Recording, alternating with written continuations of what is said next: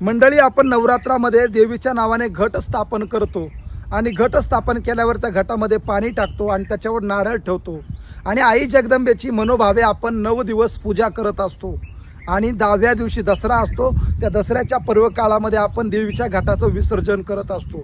परंतु मंडळी, विसर्जन करण्या अगोदर एक गोष्ट तुम्ही करा. देवीच्या घटातलं जे पाणी आहे ना, हे घटातलं पाणी अत्यंत आश्चर्यकारक आहे.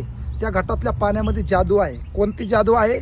तुमच्या घरामध्ये जर काही बाधा असेल, काही दोष असेल, तर तो दोष आणि बाधा घालवण्यासाठी हे घटातलं पाणी फार मोठ्या प्रमाणात चांगलं काम करू शकतं.